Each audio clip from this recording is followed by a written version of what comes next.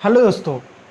पिछले सेशन में हमने बात की थी भारतीय संविधान की, तो उसी को जारी रखते हुए हम देखते हैं कि अब भारतीय संविधान में जो भाग 3 है, यानी हम भाग 1 और भाग 2 तो पढ़ चुके हैं।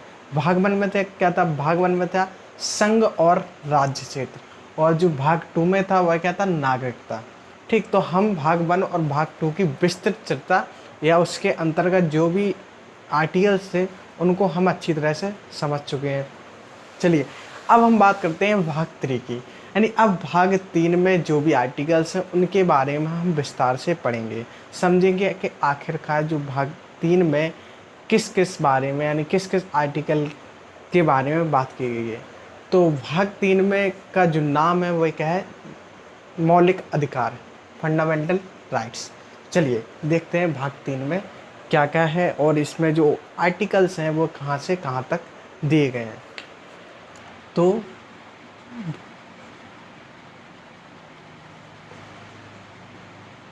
भाग 3 का नाम है हमारे पास मौलिक अधिकार। मौलिक अधिकार को हम इंग्लिश में कहते हैं फंडामेंटल राइट्स। क्या कहते हैं? Fundamental rights.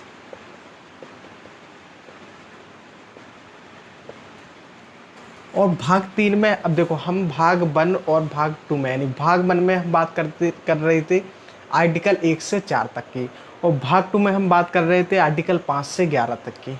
ठीक, अब हम यहाँ से अब भाग 3 में आप समझ होंगे कहाँ से स्टार्ट होगा? आर्टिकल 12 से, क्योंकि हमने 11 तक तो पढ़ लिया। अब हम भाग 3 में बात करते हैं आर्टिकल 12 से 35 तक की। कहाँ से? अनुच्छेद 12 से 35, यानी हम भाग 3 अर्थात मौलिक अधिकार के अंतर्गत जो भी चीज़ बात करेंगे वह कहाँ से कहाँ तक होंगी? आर्टिकल 12 से 35 तक होंगी। ठीक, तो चलिए अब बात करते हैं कि मौलिक अधिकार क्या है। ठीक, अब पहले थोड़ा ये समझ लेते हैं कि मौलिक अधिकार कहाँ से लिया गया।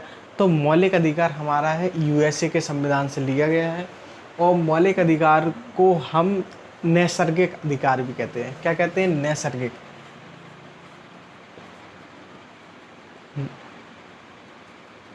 नैसर्गिक अधिकार भी कहते हैं। क्या कहते हैं? मौलिक अधिकार को हम नैसर्गिक अधिकार भी कहते हैं। नैसर्गिक अधिकार का मतलब है लाजमी, यानी होना ही चाहिए। यदि किसी देश में संविधान है अर्थात लोकतंत्र है, तो वहाँ पर इन अधिकारों को, यानी मौलिक अधिकारों को होना लाजमी है। आप इमेजिन कीजिए, यदि किसी देश में संविधान है और उसमें मौलिक अधिकार को नहीं रखा गया है, तो उस देश में फिर संविधान का क्या मतलब है? क्योंकि किसी देश के नागरिक को जो सबसे महत्वपूर्ण चीज़ चाहिए वह उस देश की नागरिकता, और उसके साथ साथ जो मिलने वाले उसको विशेष अधिकार मतलब मौलिक अधिकार। जब तक किसी देश के नागरिक को उसको मौलिक अधिकार नहीं दिए जाएंगे तो वह उस देश में कैसे सर्वाइव करेगा? तो इसलिए इसे नैसर्गिक अधिकार है, अर्थात लाजमी, यानी जनरली इसको आपको देना ही पड़ेगा। यदि आप किसी देश के नागरिक बनते हैं तो उस देश को आपको ये अधिकार देने ही होंगे, इसलिए इसे हम क्या कहते हैं? नैसर्गिक अधिकार भी कहते हैं। चलिए अब हम बात कर लेते हैं कि मौलिक अधिकार के अंदर आर्टिकल। चलिए आर्टिकल को देखते हैं। आप लोगों ने नैसर्गिक अधिकार को भी समझ लिया कि नैसर्गिक अधिकार किसे कहते हैं, यानी नैसर्गिक अधिकार ही क्यों कहते हैं? क्योंकि यह क्या होते हैं? बहुत ही जनरल, यानी लोगों को चाहिए। यदि आप एक देश में रहते हैं तो आपको उस देश के नागरिक हैं तो आपको ये अधिकार मिलेंगे ही मिलेंगे, क्योंकि ये बहुत ही आवश्यक अधिकार होते हैं। चलिए तो अब हम बात करते हैं आर्टिकल्स की। चलिए दोस्तों, अब बात करते हैं आर्टिकल 12 की। अनुच्छेद 12। देखिए, इस अनुच्छेद में केवल और केवल मौलिक अधिकार की परिभाषा को परिभाषित किया गया, यानी इसमें केवल मौलिक अधिकार की जो परिभाषा है उसको बताया गया है। यानी आर्टिकल 12 में केवल मौलिक अधिकार की परिभाषा निहित है। तो समझ लेते हैं मौलिक अधिकार की परिभाषा क्या है। इसमें क्या है? मौलिक अधिकार की परिभाषा या मूल अधिकार की परिभाषा क्या है, इसमें निहित है। चलिए आर्टिकल 12 को समझते हैं। मूल अधिकार की परिभाषा क्या है, समझिए कि जब अब जैसा कि हमने अपने पिछले भाग में क्या पढ़ा, नागरिकता। तो जब किसी देश में किसी व्यक्ति को उस देश की क्या मिल जाती है, नागरिकता मिल जाती है। क्या मिल जाती है, नागरिकता मिल जाती है। तो जब किसी देश में किसी व्यक्ति को उस देश की नागरिकता मिल जाती है, तो नागरिकता मिलने के बाद उस व्यक्ति को कुछ विशेष अधिकार प्राप्त होते हैं। क्या होते हैं, कुछ विशेष अधिकार प्राप्त होते हैं। उन विशेष अधिकार को ही हम क्या कहते हैं, मौलिक अधिकार कहते हैं, या इसे हम क्या कहते हैं, नैसर्गिक अधिकार कहते हैं। और यह अधिकार किसी देश के नागरिक को बहुत ही आवश्यक होते हैं। यदि किसी देश के नागरिक को ये अधिकार नहीं दिए जाते हैं तो वह इस देश में सर्वाइव नहीं कर सकता है। तो ये अधिकार हमारे लिए बहुत ही आवश्यक हो जाते हैं। ठीक, तो मौलिक अधिकार की परिभाषा आप लोगों ने समझी क्या है। जब किसी देश के नागरिक को जब किसी देश के में किसी व्यक्ति को नागरिकता दी जाती है, तो नागरिकता मिलने के बाद उस व्यक्ति को उस देश का संविधान कुछ विशेष अधिकार देता है। विशेष अधिकार यानी उन अधिकारों के बिना वह व्यक्ति उस देश में सर्वाइव नहीं कर सकता। तो उन अधिकारों को हम क्या कहते हैं, मौलिक अधिकार कहते हैं। तो ये क्या है, मौलिक अधिकार की परिभाषा है, जिसको हमें क्या अनुच्छेद 12 में स्पष्ट रूप से परिभाषा के बारे में बताया गया है। इसके आगे आर्टिकल 12 में और कुछ बातें नहीं की गई हैं। चलिए अब हम बात करते हैं आर्टिकल 13 की। चलिए दोस्तों, अब हम बात करते हैं आर्टिकल 13 की। तो दोस्तों आर्टिकल 13 बहुत ही ज़्यादा महत्वपूर्ण और बहुत ही ज़्यादा उपयोगी क्या है, आर्टिकल है। इसको बहुत ही ध्यान से देखिएगा। तो आर्टिकल 13 या अनुच्छेद 13। तो अनुच्छेद 13 को समझने से पहले हमें कुछ चीज़ें समझनी होगी। कैसे? तो सबसे पहले हम बात करते हैं कि सुप्रीम कोर्ट, क्योंकि इसमें क्या होता है, सुप्रीम कोर्ट का इसमें सुप्रीम कोर्ट की बात होगी कुछ। तो हम कुछ चीज़ें समझ लेते हैं, फिर हम आर्टिकल 13 को समझेंगे, जिससे कि हम आर्टिकल 13 को और अच्छी तरह समझ सकें। तो इसमें सुप्रीम कोर्ट यानी SC, सुप्रीम कोर्ट क्या होता है। सुप्रीम कोर्ट को आप लोग जानते हैं, थोड़ी सी जानकारी दे देता। सुप्रीम कोर्ट को आप लोग जानते हैं, सुप्रीम कोर्ट को संविधान का क्या कहता है, रक्षक कहा जाता है। तो ठीक है, इसमें हम क्या कहते हैं, सुप्रीम कोर्ट की बात आएगी, इसलिए हमने क्या कहा, सुप्रीम कोर्ट को ले लिए कि सुप्रीम कोर्ट को संविधान का क्या कहता है, रक्षक कहा जाता है। और यहाँ पर एक और चीज़ समझने की बात है, यहाँ पर हमें राज्य और राज्य सरकार यानी स्टेट और स्टेट गवर्नमेंट, स्टेट और स्टेट गवर्नमेंट में क्या होगा, अंतर समझना होगा। इस आर्टिकल को समझने पहले, नहीं तो यदि मैं आपको आर्टिकल पढ़ा दूंगा फिर आपको दिक्कत होगी। सबसे पहले हम राज्य और राज्य सरकार के बीच अंतर समझेंगे। तो समझिए, राज्य सरकार क्या होती है। राज्य सरकार जैसे उत्तर प्रदेश की सरकार है, मतलब जो पॉलिटिकल एजेंडे से चलाई जाती है। जैसे पॉलिटिकल एजेंडे यानी राजनीतिक रूप में कैसे, जैसे राज्य सरकार में जैसे उत्तर प्रदेश में अभी क्या है, बीजेपी की सरकार है। तो यह क्या है, पॉलिटिकल यानी राज्य सरकार यानी स्टेट गवर्नमेंट है। और जैसे मध्य प्रदेश में भी बीजेपी की है, तो वहाँ भी क्या है, बीजेपी की स्टेट गवर्नमेंट है। या हम बात करें महाराष्ट्र में, अभी महाराष्ट्र में, या हम बात करें दिल्ली में क्या है, हमारे पास आम आदमी पार्टी की क्या है, सरकार है। तो वहाँ पर क्या है, आम आदमी पार्टी की राज्य सरकार है। ठीक, तो ये क्या है, राज्य सरकार है, जो क्या है, पॉलिटिकल एजेंडे या पॉलिटिक्स के तौर पर हम देखते हैं। और राज्य का मतलब होता है कि यहाँ पर कि किसी एक संस्था, कैसे हम बात करें, तो हम बात करते हैं, देखो जैसे यूपी बोर्ड है जो क्या कराता है, कक्षा 1 से कक्षा 12 तक के बच्चों को मतलब पढ़ाने के लिए जो भी उसमें सिलेबस है, उसकी परीक्षा कब होनी है, उसके बोर्ड एग्ज़ाम कब होनी है, ये सारी बातें निहित करता है। तो क्या है, यूपी बोर्ड एक स्टेट है। वह क्या है, अपने आप में एक स्टेट है, यानी अपने आप में एक बोर्ड है। वह क्या करता है, अपने ही आप में क्या करती है, उस यूपी बोर्ड के अंतर्गत वह कुछ भी परिवर्तन कर सकता है। वह कक्षा 12 का सिलेबस भी चेंज कर सकता है, हाई स्कूल का भी सिलेबस चेंज कर सकता है, यानी कुछ भी कर सकता है वह अपने स्टेट के अंदर। तो वह क्या है, एक प्रकार का स्टेट है। अब जैसे सुप्रीम कोर्ट भी अपने आप में स्टेट है, वह क्या है, अपने आप में स्टेट है। तो वो भी अपने आप में स्टेट है, वह कोई भी डिसीजन ले सकता है, किसी भी मतलब यदि कोई उस गलत काम कर रहा है तो उस पर सज़ा सुना सकता है, तो वो भी एक प्रकार का स्टेट है। अब हम बात करते हैं UPSC union public service commission, तो वो भी अपने आप में स्टेट है, क्योंकि वो भी अपने यूपीएससी भी हर साल अपने नोटिफिकेशन जारी करता है, सिलेबस जारी करता है, तो वो भी अपने सिलेबस को क्या कर सकता है, परिवर्तित कर सकता है। तो यहाँ पर यूपीएससी भी अपने आप में स्टेट है। तो ऐसी चीज़ें जो है तो वो क्या है, स्टेट होती हैं। और स्टेट गवर्नमेंट क्या होती है, उस राज्य में जो सरकार है, यानी पॉलिटिकल एजेंडे से जो सरकार है, जैसे कि मैंने बताया यूपी में बीजेपी, तो वो क्या है, स्टेट गवर्नमेंट है। स्टेट का मतलब होता है किसी एक बोर्ड या कोई ऐसी संस्था जो अपने आप में स्वतंत्र है। कैसे यूपी बोर्ड अपने आप में स्वतंत्र है, या बिहार बोर्ड अपने आप में स्वतंत्र है, क्योंकि वो अपने बोर्ड में कोई भी परिवर्तन कर सकते हैं। सुप्रीम कोर्ट अपने आप में स्वतंत्र है, तो वो भी क्या है, एक स्टेट है।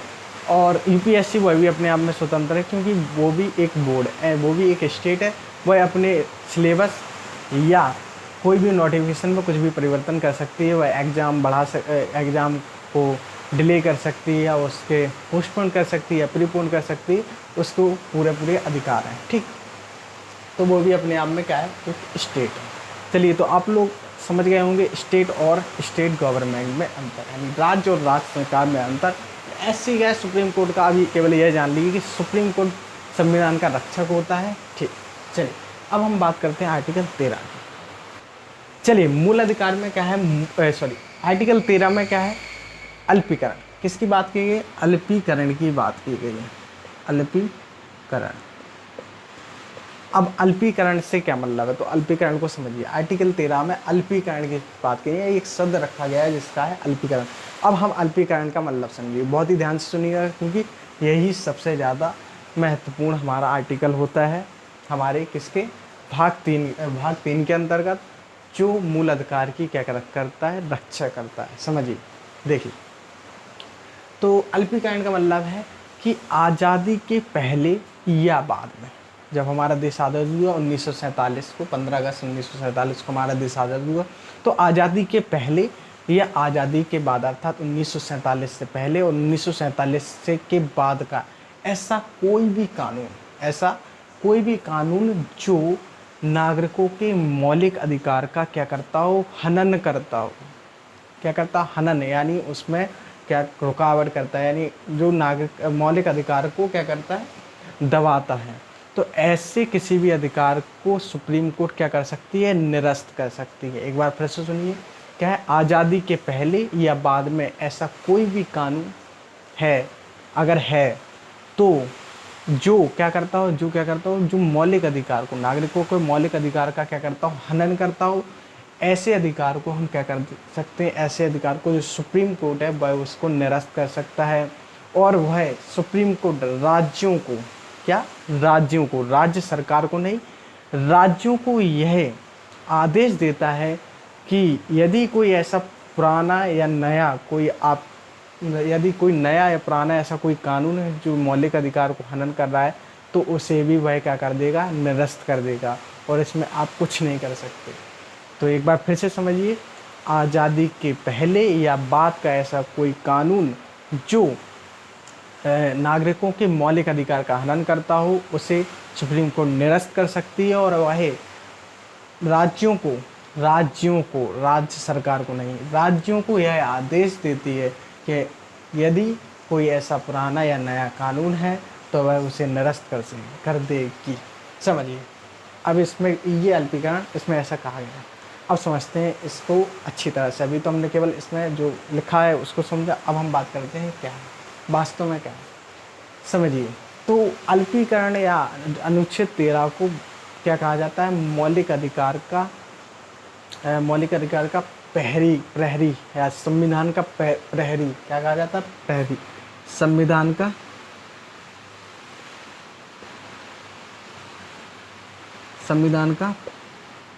प्रहरी कहा जाता है, यानी रक्षक, संविधान का रक्षक कहने, या हम कह लें मौलिक अधिकार का रक्षक, संविधान का रक्षक है, मौलिक अधिकार का प्रहरी। ठीक है, तो अब मौलिक अधिकार का प्रहरी क्यों कहा जाता है? जैसे हमने कहा कि यह ऐसे किसी भी कानून को नहीं रहने देता जो देश के नागरिक के मौलिक अधिकार का हनन करता है। तो यह हमारे नागरिकों के मौलिक अधिकार का क्या है? प्रहरी यानी रक्षक है। अब प्रहरी रक्षक है आर्टिकल 13। तो आर्टिकल 13 क्या है संविधान में, और संविधान की रक्षा कौन करता है? Supreme court. तो सुप्रीम कोर्ट भी एक तरह से क्या है, मतलब मौलिक अधिकार का रक्षक कह सकते हैं या प्रहरी कह सकते हैं। तो जब भी यदि कोई ऐसा कानून है अभी भी, तो यदि हम सरकार से मैंने सुप्रीम कोर्ट के पास जाते हैं, यानी उनको याचिका देते हैं, याचिका दर्ज कराते हैं, तो हम क्या करते हैं, याचिका दर्ज कराएंगे तो सुप्रीम कोर्ट आर्टिकल 13 का प्रयोग करके ही उस याचिका को मानेगा, और उस जो आपने जो भी बताया है कि इस मौलिक अधिकार का इस कारण क्या हो रहा, हनन हो रहा है, तो वह आर्टिकल 13 का प्रयोग करके ही उस कानून को हटाएगा या निरस्त करेगा। ठीक है, तो आर्टिकल 13 का प्रयोग बहुत ही ज़्यादा होता है। अब समझिए, जैसे राज्य, अब यहाँ पर एक राज्य का प्रयोग हुआ, तो यहाँ पर उसका मतलब राज्य सरकार से नहीं है। राज्य क्या होता है अभी हमने समझा चुके हैं पहले ही।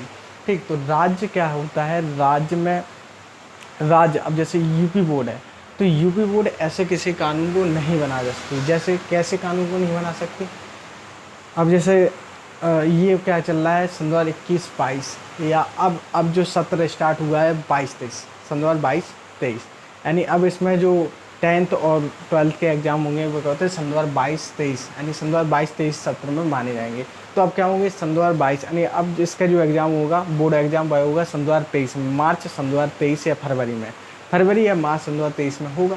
तो अब क्या होगा, यूपी बोर्ड ऐसा नहीं कर सकती कि वह फरवरी में पेपर है तो वह दिसंबर में सिलेबस चेंज नहीं कर सकती। और यह यदि ऐसा कर दे, मान लीजिए यदि यूपी बोर्ड ऐसा कर दे कि फरवरी या मार्च सन 2023 में पेपर होने हैं और दिसंबर में सिलेबस चेंज कर दे और कहे कि जो दिसंबर में सिलेबस चेंज किया गया है वही फरवरी या मार्च में जो पेपर होने वाले हैं उसमें आएगा, तो ये तो सरारा गलत है यार। ये हमारे मौलिक अधिकार, यानी ये हमारे अधिकार को क्या कर रहा है, हनन कर रहा है कि आप एकदम कैसे सिलेबस चेंज कर सकते हैं। तो ऐसी स्थिति में यदि ऐसा कोई करता है या ऐसी कोई स्टेट करती है तो आप क्या कर सकते हैं, सुप्रीम कोर्ट के पास याचिका दर्ज करा सकते हैं। और जैसे ही आप याचिका दर्ज कराएंगे, सुप्रीम कोर्ट किस आर्टिकल का प्रयोग करेगा, वह करेगा अनुच्छेद 13 का प्रयोग करके उस स्टेट को क्या कर देगा, ऑर्डर देगा कि आप ऐसे किसी कानून को नहीं ला सकते जो नागरिकों के मौलिक अधिकार का क्या करता है, हनन करता है। तो इस अनुच्छेद 13 को वो लाएगा, इस अनुच्छेद 13 का प्रयोग करेगा और उस जो स्कीम उसने या ये जो आदेश जारी किया था, यानी यूपी बोर्ड ने जो आदेश जारी किया था वह उसे निरस्त करेगा। और फिर से जो सिलेबस वो कहेगा, सुप्रीम कोर्ट कहेगा कि आप क्या करिए, आप इस मतलब जो सन 2022-23 का जो सत्र है इसमें यही सिलेबस रहने दीजिए जो पहले था।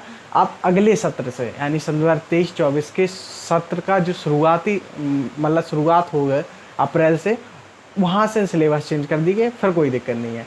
लेकिन अभी बीच में आप सिलेबस चेंज नहीं कर सकते क्योंकि आधा साल या पेपरों के कुछ महीने पहले आप सिलेबस चेंज नहीं कर सकते। तो आप सिलेबस चेंज करना चाहें तो कर दीजिए, लेकिन अभी नहीं, सन 2023-24 यानी अगले सत्र के शुरुआती महीने यानी अप्रैल में आप इस सत्र अपने सिलेबस को जारी कर सकते हैं, फिर हमें कोई दिक्कत नहीं होगी, इससे मुझे कोई प्रॉब्लम नहीं होगी।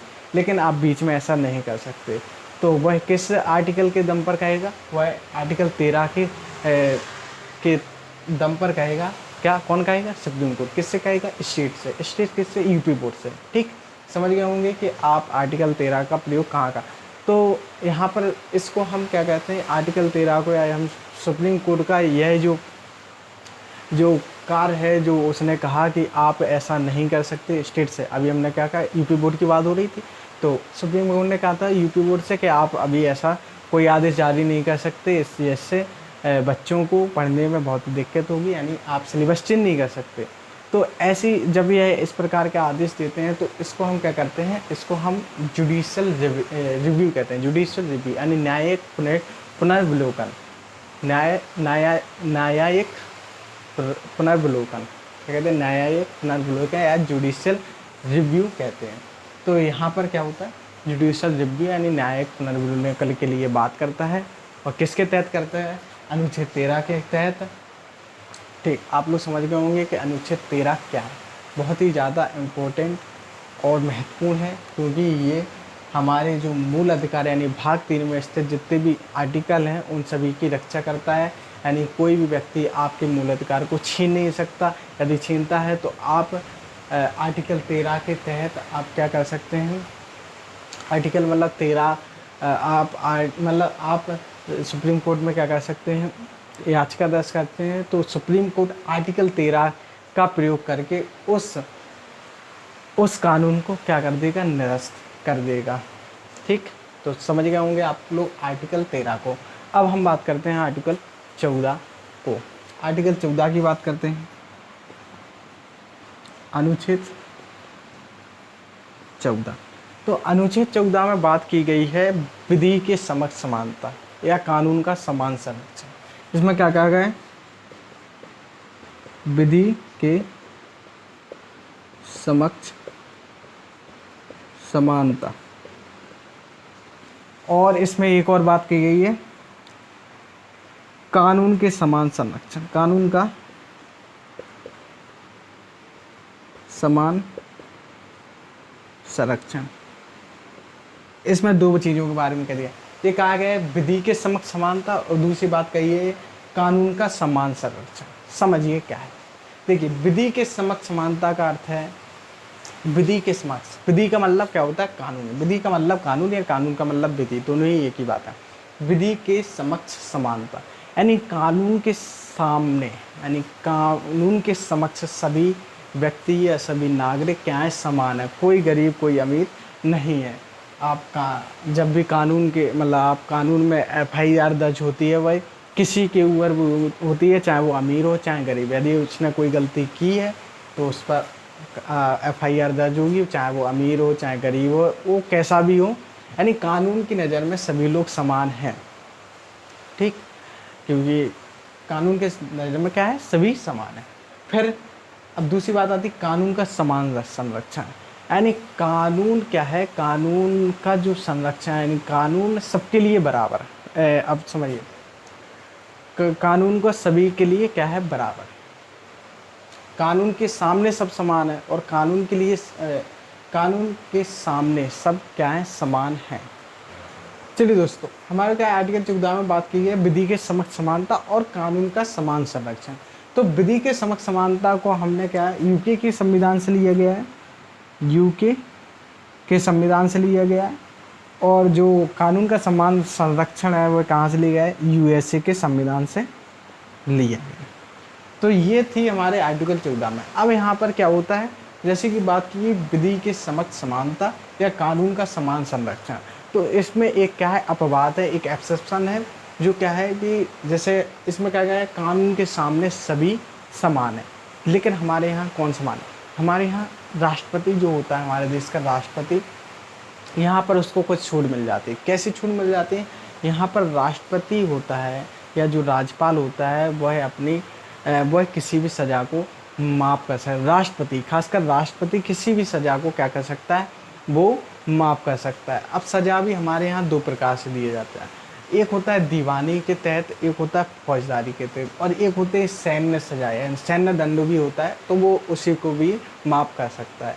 ठीक, तो क्या होता है, तो इस ऐसी स्थिति में क्या होता है, राष्ट्रपति क्या होता है, वह स्वयं की भी सज़ा माफ़ कर सकता है, किसी और की भी सज़ा माफ़ कर सकता है। तो यहाँ पर जो राष्ट्रपति होता है उसको क्या होता है, ये एक विशेष अधिकार प्राप्त होता है, यानी आर्टिकल 14 का एक अपवाद हम इसे कह सकते हैं, क्योंकि आर्टिकल 14 में कहा गया है कि कानून के सामने सभी बराबर हैं, लेकिन यहाँ पर राष्ट्रपति को उच्च रखा है। क्यों रखा है, क्योंकि वो राष्ट्रपति हैं यार, राष्ट्रपति हैं तभी, मतलब एक भारत का प्रथम नागरिक, तो उसको कुछ विशेष अधिकार मिलने चाहिए, तभी तो वो राष्ट्रपति कहलाएगा। तो ये होना आवश्यक है, ज़रूरी भी है और दिया है, सही भी है। ठीक, तो यहाँ पर राष्ट्रपति इस आर्टिकल का एक आप बात कह सकते हैं। और राज्यपाल को भी हमें कुछ कुछ मतलब वो भी सज़ा को माफ़ कर सकते हैं, लेकिन राष्ट्रपति जो भी मतलब राष्ट्रपति और भी सज़ा को माफ़ कर सकता है, वह सज़ा की मतलब फांसी की सज़ा को माफ़ कर सकता है, लेकिन राज्यपाल फांसी की सज़ा को माफ़ नहीं कर सकता है। जैसे और जो राष्ट्रपति होता है वह सैन्य सज़ा को माफ़ कर सकता है, लेकिन राज्यपाल सैन्य सज़ा को माफ़ नहीं कर सकता है। यह मतलब राज्यपाल छोटी मोटी सज़ा को माफ़ कर सकता है, वह स्वयं की भी सज़ा को माफ़ कर सकता है, लेकिन राष्ट्रपति देश की किसी भी सज़ा को माफ़ कर सकता है। लेकिन कब? जब तक वह राष्ट्रपति के पद पर है। जैसे ही वो राष्ट्रपति के पद से मतलब 5 साल के बाद उसका कार्यकाल ख़त्म होता है और निर्वाचन में यदि वह दोबारा निर्वाचित नहीं होता है तो फिर वह राष्ट्रपति नहीं रह जाता, फिर राष्ट्रपति के पद से हट जाएगा, फिर उसका जो अधिकार है वह ख़त्म हो जाएगा। वह किसी व्यक्ति का अधिकार नहीं है, वह क्या है? राष्ट्रपति पद का अधिकार है। जो भी उस राष्ट्रपति के पद पर बैठेगा उसे वह अधिकार दिया जाएगा। ठीक, तो ये यहाँ पर आर्टिकल 14 की बात हुई है। अब बात करते हैं हम आर्टिकल 15 की, देखते हैं उसमें क्या क्या बात की गई है। चलिए दोस्तों, अब बात करते हैं आर्टिकल 15 की, अनुच्छेद 15। तो अनुच्छेद 15 में बात की गई है कि जाति, लिंग, जन्म स्थान, जाति, लिंग या जन्म स्थान के कारण भेदभाव नहीं किया जा सकता। जाति, धर्म, लिंग और जन्म स्थान के आधार पर आप भेदभाव नहीं कर सकते। क्या कहा गया है? जाति, धर्म, लिंग या स्थान के आधार पर के आधार पर भेदभाव नहीं कर सकते। आर्टिकल 15 में कहा गया है जाति, धर्म, लिंग और स्थान के आधार पर आप भेदभाव नहीं कर सकते, यानी भेदभाव नहीं कर सकते। आप कोई भी व्यक्ति किसी भी जाति का हो या किसी भी धर्म का हो या किसी भी लिंग का हो या किसी भी स्थान से बिलोंग, यानी उसका जन्म स्थान कोई भी हो, आप उसके साथ भेदभाव नहीं कर सके। यदि आप ऐसा करते हैं तो आप संविधान के में नागरिकों के मौलिक अधिकार का हनन कर रहे हैं। और ऐसी स्थिति में यदि कोई व्यक्ति ऐसा करता है तो क्या होता है? मौलिक अधिकार का हनन हो रहा है। तो ऐसी स्थिति में सुप्रीम कोर्ट उस व्यक्ति को सज़ा सुना सकता है।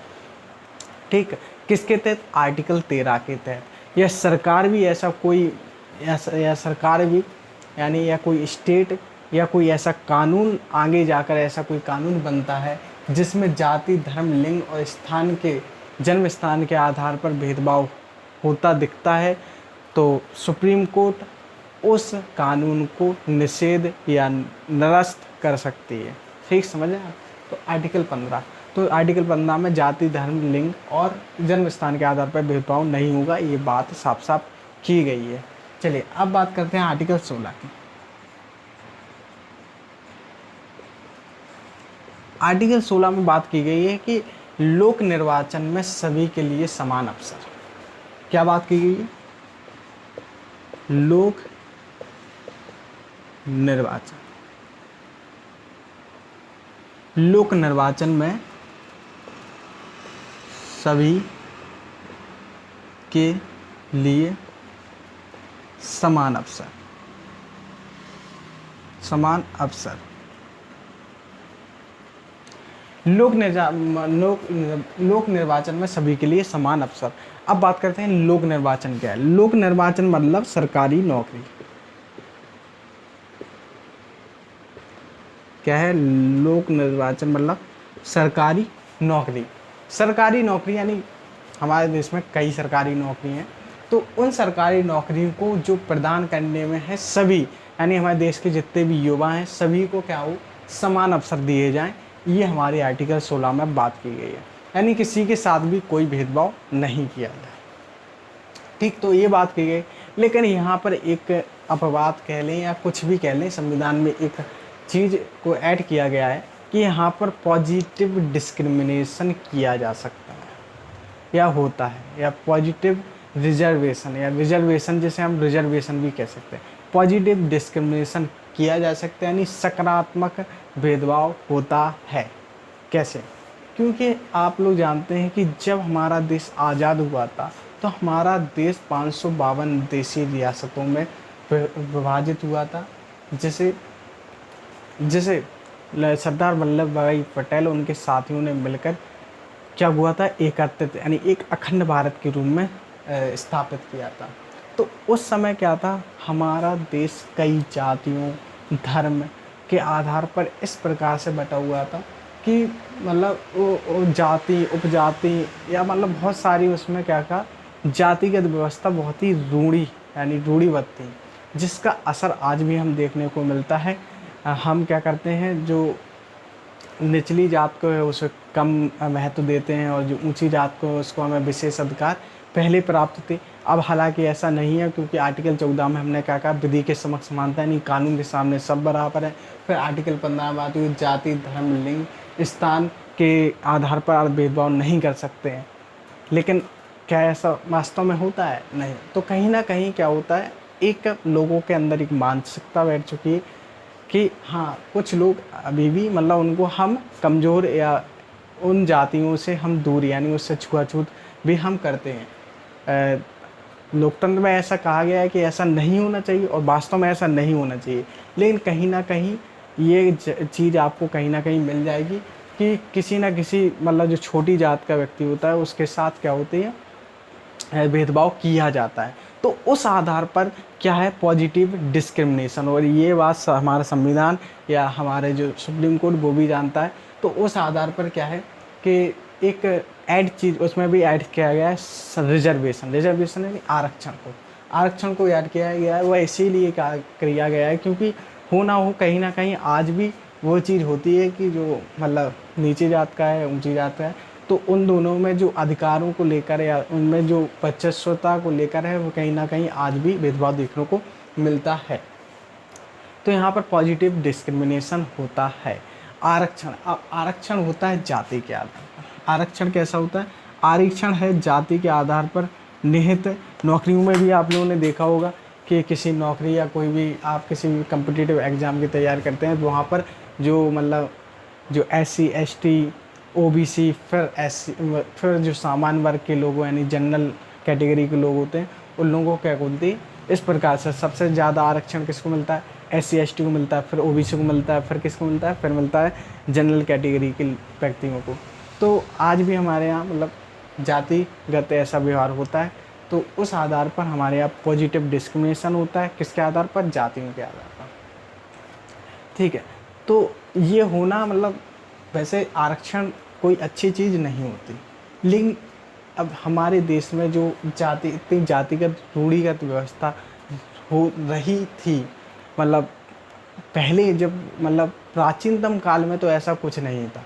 प्राचीनतम काल में तो हम बात करते थे on the basis of skill, यानी हम बात करते हैं कि कोई व्यक्ति क्या कार्य करता है उस आधार पर हम उसको क्या करते थे, उसको काम दिया जाता है। क्योंकि कौटिल्य जो हमारे चाणक्य थे वह भी कहते थे आरक्षण कोई अच्छी बात नहीं है। उन्होंने भी क्या कहा था जब उन्होंने चंद्रगुप्त मौर्य को अपने मतलब चंद्रगुप्त मौर्य को अखंड भारत का राजा बनाया था, तो उन्होंने अपने राज्य में उन्होंने अपने अखंड भारत में क्या रखा था, जो भी जिस कार्य के लिए अनुकूल हो उसको वह पद देना चाहिए, आरक्षण के तहत नहीं। क्योंकि उस समय क्या था, on the basis of skill बात होती थी, ना कि on the basis of birth. यानी हम बात करते थे कि उसको क्या आता है उस हिसाब से उसे काम दिया जाता है, ना कि उसकी जाति के या धर्म के हिसाब से कि वह क्या मतलब वो इस जाति का है तो वही यही काम कर रहा है। उस समय ऐसी बात कहीं नहीं थी। लेकिन जब हम 1947 तक आते आते जब हमारे मतलब लोगों में जातिगत व्यवस्था इतनी रूढ़िबद्ध हो गई, तो उस चीज़ को आज भी हम ख़त्म नहीं कर पा रहे हैं। तो हमारे यहाँ क्या चलता रहा था, वहीं से क्या चल रहा on the basis of birth की बात होती है। यानी जो जिस जाति में मतलब पैदा हुआ है उसको वही काम करना पड़ेगा। हालांकि अभी ये चीज़ हमारे संविधान ने काफ़ी कम कर दिया, यानी हमारे देश में काफ़ी कम हो गया है। लेकिन कहीं ना कहीं हमें एक सूक्ष्मतम यानी निम्नतम स्तर पर हमें ये चीज़ देखने को मिल जाती है। तो उसी के आधार पर हमारी ये क्या है, पॉजिटिव डिस्क्रिमिनेशन किया जाता है। तो हमारे यहाँ क्या होता है, जाति के आधार पर आरक्षण मिलता है। तो आरक्षण देखो, कुछ लोग कहते हैं आरक्षण सही है, कुछ लोग कहते हैं आरक्षण गलत है। तो आरक्षण गलत है, लेकिन लेकिन उसके लिए आप लोगों को जातिगत व्यवस्था को ख़त्म भी तो करना पड़ेगा। अब जब तक आप जातिगत व्यवस्था को ख़त्म नहीं करेंगे तो कैसे मतलब आरक्षण वाला काम चल जाएगा। तो आरक्षण गलत है, लेकिन कब, जब जातिगत व्यवस्था ना हो। हमारे देश में जातिगत व्यवस्था बहुत ही ज़्यादा है। जब भी चुनाव होते हैं, इलेक्शन होते हैं, तो ये जातिगत व्यवस्था बहुत ही ज़्यादा देखने को मिलता है। जाति के अंदर उपजाति, धर्म, सारी बातें मतलब सब कुछ हम देख लेते हैं। तो जब तक वह चीज़ ख़त्म नहीं होगी तब तक आरक्षण होना, यानी जब तक जड़ ख़त्म नहीं करोगे आप कैसे उसके डालियों को काट पाएंगे। तो जड़ क्या है हमारा, जो जातिगत रूढ़िगत व्यवस्था है उसको ख़त्म कीजिए, आरक्षण अपने आप ख़त्म हो जाएगा। तो आरक्षण सही है, मतलब जब तक जातिगत व्यवस्था रहेगी आरक्षण रहेगा। ठीक, तो आप लोग समझ गए होंगे कि अनुच्छेद 16 में क्या क्या बात की है। अनुच्छेद 16 में बात की गई लोक निर्वाचन में सभी के लिए समान अवसर, यानी सरकारी नौकरी में सभी को समान अवसर दिए जाएंगे, लेकिन पॉजिटिव डिस्क्रिमिनेशन होता है, यानी सकारात्मक भेदभाव होता है। किसके आधार पर, जाति के आधार पर होता है। कई नौकरियों में आपको देखा होगा कि जो SC ST वर्ग होता है और जो OBC वर्ग होता है तो उनको जनरल कैटेगरी से ज़्यादा मतलब फ़ायदा होता है, उनको मिलता है। आप लोगों ने ऐसा देखा होगा कई नौकरियों में। ठीक है, तो ये था हमारा अनुच्छेद 16। अब चलिए आगे बढ़ते हैं अनुच्छेद 17। आई होप आप लोग समझ गए होंगे कि अनुच्छेद 16 को, और आप जो भी लोग कहते हैं कि आरक्षण होना चाहिए या नहीं होना चाहिए, तो होना चाहिए। तो यानी अर्थात हमारे यहाँ भी देश में है तो क्यों है, आप लोग समझ गए होंगे। और नहीं होना चाहिए तो कि ऐसा क्या करें कि हमारे देश में आरक्षण ना हो। तो मैंने बताया कि आप लोग जब तक हमारे देश में जातिगत रूढ़िगत व्यवस्था रहेगी तब तक आरक्षण रहेगा, और जब यह जातिगत रूढ़िगत व्यवस्था हट जाएगी तो हम जब on the basis of skill बात करने लगेंगे, यानी कहीं भी किसी भी निम्नतम स्तर पर, यानी हम देश के छोटे कोने या किसी भी स्थान पर चले जाएं, वहाँ पर हमें जातिगत भेदभाव देखने को ना मिले, तब हम बात करेंगे कि हमारा देश अब बात कर रहा है on the basis of skill, यानी हम बात कर रहे हैं उसके अंदर क्या प्रतिभा है। तब जाकर हमारा आरक्षण बिल्कुल भी नहीं होगा और नहीं भी होना चाहिए। ठीक, चलिए अब हम बात करते हैं अनुच्छेद 17 की। चलिए दोस्तों, अब हम बात करते हैं अनुच्छेद 17 की।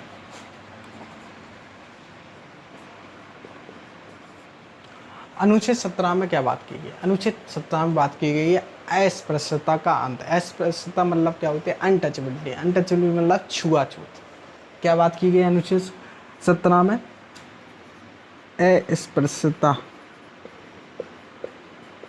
यानी अनटचेबिलिटी।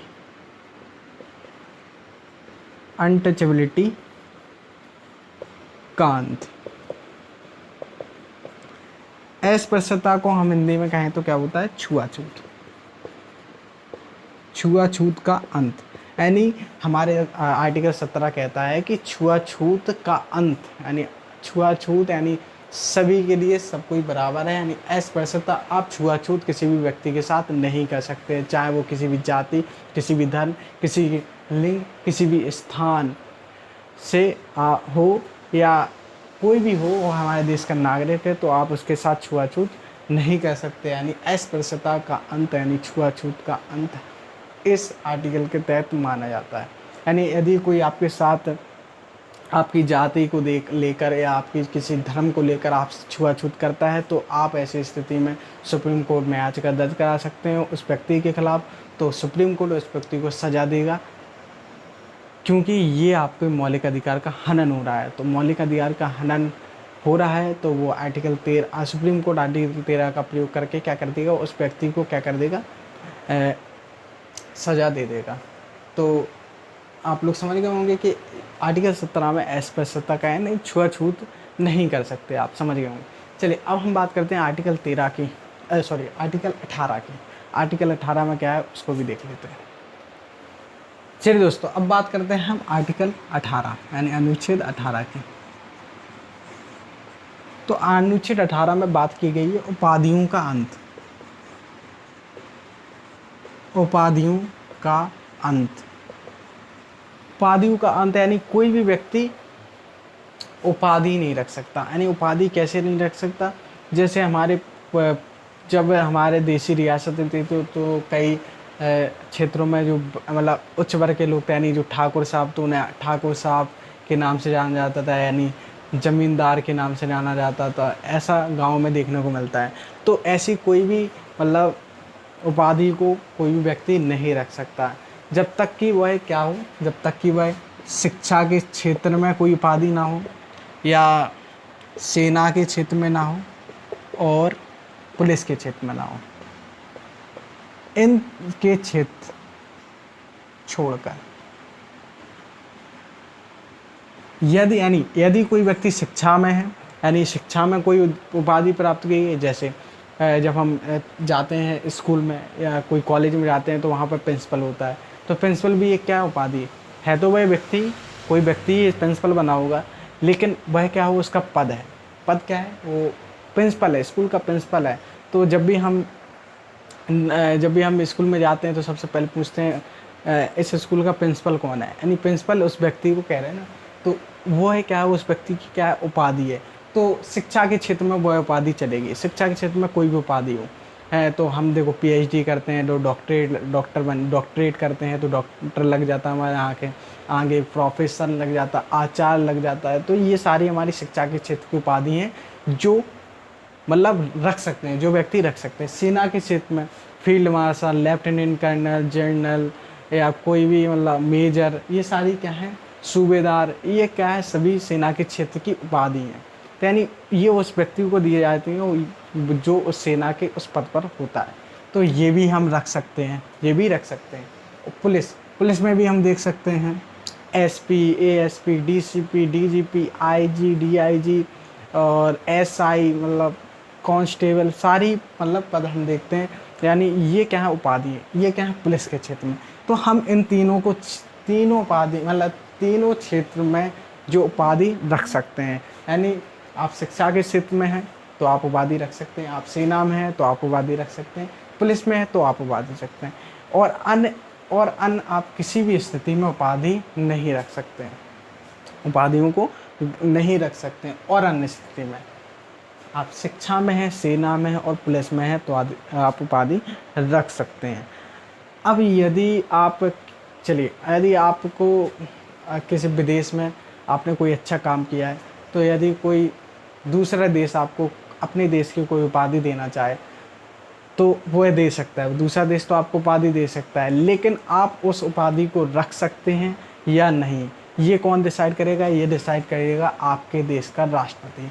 ये आपको क्या करने पड़ेगा, आपको उस उपाधि को ग्रहण करने से पहले आपको अपने देश के राष्ट्रपति से क्या लेना पड़ेगी, इजाज़त लेनी पड़ेगी। यदि आपके देश का राष्ट्रपति आपको इजाज़त देता है, यानी हमारे भारत देश का राष्ट्रपति यदि आपको इजाज़त देता है कि आप दूसरे देश की उपाधि रख सकते हैं तो आप रख लेंगे, अन्यथा आप उस उपाधि को ग्रहण नहीं कर सकते।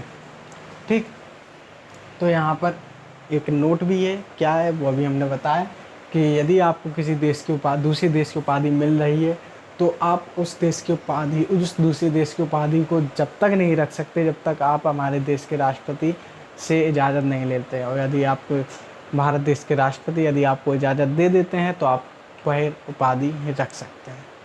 तो यहाँ पर क्या था, हमारे आर्टिकल 18 की भी हमने बात कर ली। हमने बात किया article 12, article 13, article 14, article 15, article 16, article 17 और आर्टिकल 18 के।